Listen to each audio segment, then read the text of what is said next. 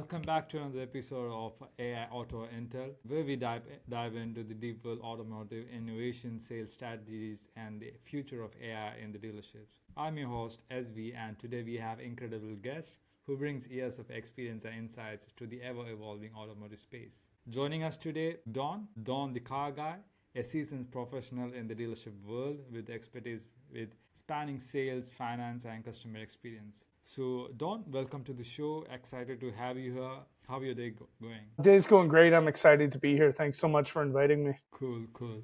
So it's Don. You have been in the automobile industry for a while. So what's your journey be like? What got you started? We'll start from there. Yeah. So prior to the automobile industry, I was working in the restaurant industry, pursuing a career as a Red Seal chef. I decided later on in that career that I had wanted to be more face to face with the customers, and I loved selling. And so I figured what better way to do that than to jump into selling cars. And so I got into the car business and realized very quickly that I was a little guy, little fish in a big pond. And I had to figure out some way to make myself stand out in the crowd. So I quickly developed a brand and branded myself within the industry, which helped me to differentiate myself from other sales reps in the city.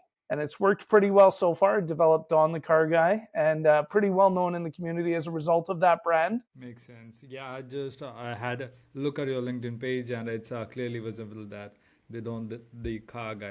It's a cool name to have, and it's a clicky name to be remembered as well. So speaking about like you being coming into the car industry, so what's the one moment in your career that really shaped you? How you see the industry today? So I realized that in the industry, you have a variety of different people with different backgrounds, different lifestyles, different wants, and different needs. And every day I'm meeting new customers that have a different lifestyle, they have different likes, different wants. And it's really neat to see how, as we chat more and we become more comfortable with each other and build that rapport, how they start to become friends after a while. I have some customers that I met back in 2017 when I started in the car business that are now friends. And it's pretty amazing to see that develop over the years. So what's in your case, like if you weren't in a automotive space, what do you think you'd be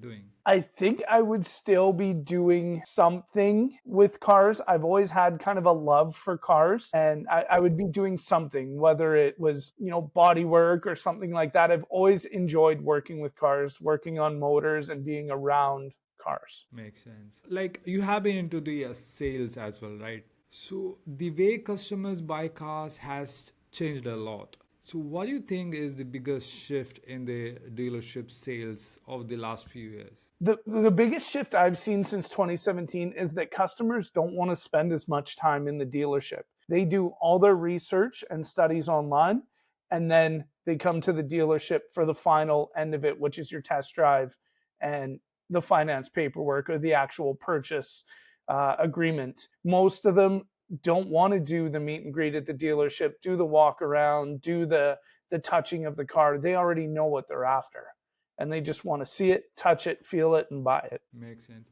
Like you just mentioned finance. So finance is a huge, like finance and insurance, obviously, is a huge profit center for dealerships. So what's the secret to maximizing F&I without losing customer trust? The secret is to be open and honest. I think with anything in the car business, whether it's sales or F&I, the secret is to be open and honest and fully transparent with the customer. Let them know what each fee is about. Let them know what each process that you're going to be going through is about. And I think that's going to help build that trust more with F&I as well as with the sales professional on the floor. Yeah, being honest makes sense. And like, do you think like the F&I especially will stick onto the traditional sales rather than implementing AI?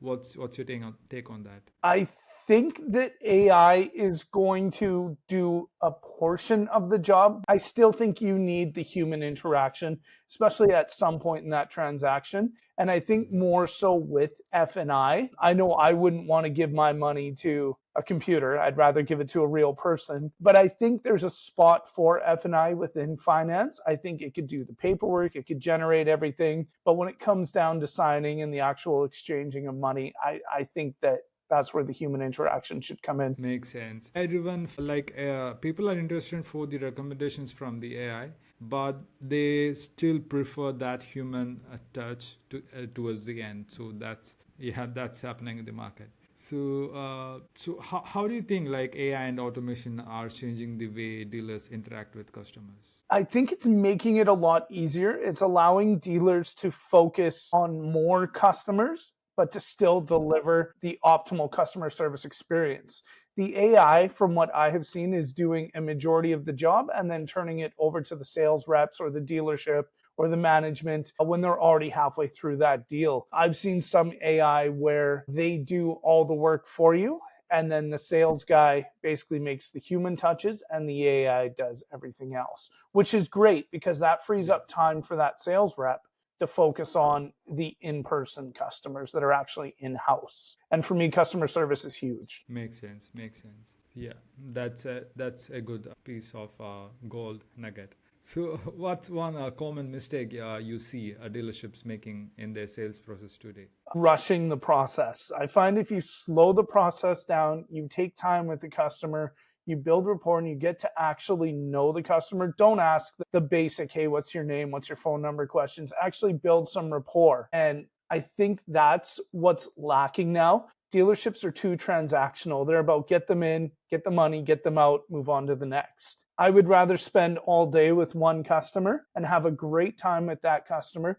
and have that customer refer 4 or 5 people to me than be transactional with one customer that I'm never going to see again, right? So I think if dealerships slow down and focus on that and focus on building rapport and making friends and making lifelong customers, we'll see a shift, definitely. So, what's your take on the rise of digital retailing? And will customers ever fully buy cars online, or will dealerships always be a part of the process? Yeah, so digital retailing, I think, is great. I think it's a great move for the auto industry. But again, like I say, I still think there comes that need for human interaction because there's only so much that AI can do. When it comes time to test drive, when it comes time to look at the vehicle and the vehicle delivery, I feel that a human needs to be involved in that. It just adds a human face to that transaction and makes it a lot more, makes it easier going down the road, if you will, right? Yeah, exactly. It's make it much more easier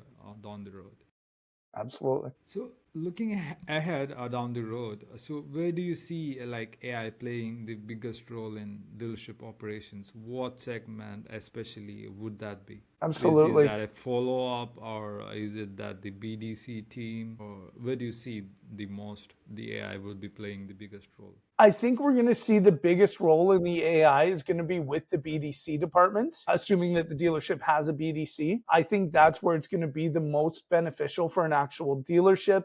I could see it taking over a little bit on salesperson follow-up, but I still believe that the salesperson should be the face of the follow-up. They should be the face of that email and that text message that are going out. I don't think AI can add the same sort of touches as a salesperson. Makes sense. Makes sense. But for the automation part, like sending them reactivating SMS and lead nurturing, I think AI is much better because as humans, we have a capability of reminding things. So AI doesn't have that. It's already stored in their knowledge base, and it's they doesn't make mistakes eventually. So even we humans make mistakes, but AI doesn't. So that's an interesting take. So apart from that, what's your biggest challenge dealerships are facing in 2024? What do you think? I think the biggest challenge dealerships are facing is, well, right now with the tariffs and everything that are coming up, so they got to find a way to get around that and still get customers in the door. Some dealers are still dealing with actually getting new inventory on the ground. That's a big issue. I worked at one dealership where we had 8 cars on our lot and everything was by factory order, and those factory orders were 2 years away. So it makes it difficult to sell now and sell in the spirit and sell in the emotion when your deal's 2 years away, right? So I think that's one of the big issues right now plaguing people. Makes sense. And the interest increases as well as the time passes. So yeah, that's gonna be a challenging like time coming up. Yeah, buckle up. Who's ever watching, any principals watching, yeah, you guys can buckle up. So if you could change one thing about the automotive industry, like overnight, what would it be? One thing overnight. I think if I could change one thing overnight, it would be interest rates. Okay, yeah. Absolutely. What are the interest rates that's running in Canada right now? Just curious to know. Yeah, so up in Canada, depending on manufacturer, they sort of vary anywhere from, I hear some manufacturers offering 0%, and then some are going all the way up to 8.9 on new cars, and some are even higher than that for used inventory, right? So rates are quite high right now in Canada. Yeah, so 0% would be much more interesting. Yeah, absolutely. Yeah. So what's one like automotive trend that everyone is talking about, but you think it's overhyped? Automotive trend that I think everybody's talking about and it's all hype. I don't really know because the automotive industry is so dynamic. It's changing all the time and there's always new things coming up and evolving. So I don't think any of it's really hype. I think a lot of it is trial and error. And I'm really excited for the auto industry going forward to see how they can pivot with everything that's going on in the world right now. Cool. Some fun questions for you. So, what's the best car deal you have ever been part of? I sold a 2019 Mustang. It had a V8 motor. It was fast. It was a lot of fun. And we had a lot of fun on the test drive with that car. We'll just leave it at that. But we had a lot of fun on the test drive with that car. Cool. So, if you could only drive one car for the rest of your life, what would it be? Ooh, one car for the rest of my life. I think I've always been a fan of the Corvette Stingray. So I think it would definitely have to be a Stingray. Any year Cool. Stingray. I just love the Stingray.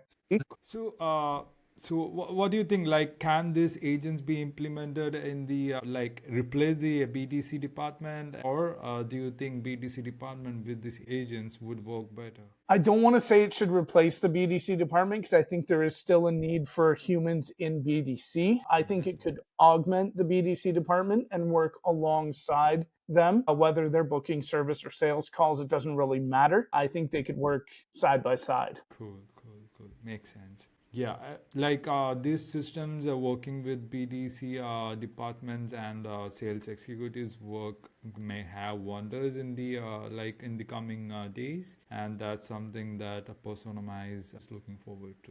Before we end up the podcast, like what's the one piece of advice you would give someone who's starting out into the auto industry? Yeah. Learn from the top guys in your dealership, role play, do some mock phone calls. Don't be afraid of the phone. That's going to be your number one thing starting out in the industry. That's where you got to break up those phones. You got to make some money there. Get on social media as well and start networking. That's going to be huge for you just starting out in the business. You definitely want to let people know who you are, what you're about, and what you're selling. Yeah, make yourself visible into the market. So Absolutely. that's the way to go. So finally, where can people connect with you? Is there any upcoming projects that you would like to let our audience know? If anyone would like to learn more about you and your agency and what you're working upon, where would they be reaching out? Absolutely. So they can find me on Facebook at Don the Car Guy, or they can find me on LinkedIn. I've got both a professional and a business profile there as well. In terms of upcoming projects, I've got a few local things going on. We do an annual car wash every year. So we're on our 6th year as a charity fundraiser. So that's coming up in June. Got some other little projects and stuff as well. So you just have to stay tuned. Makes sense. So that's a wrap for the podcast today. Don the Car Guy, we'll have more of you in the podcast in upcoming days. We had an awesome Absolutely. conversation, and yeah, all the very best for your upcoming projects. And cheers.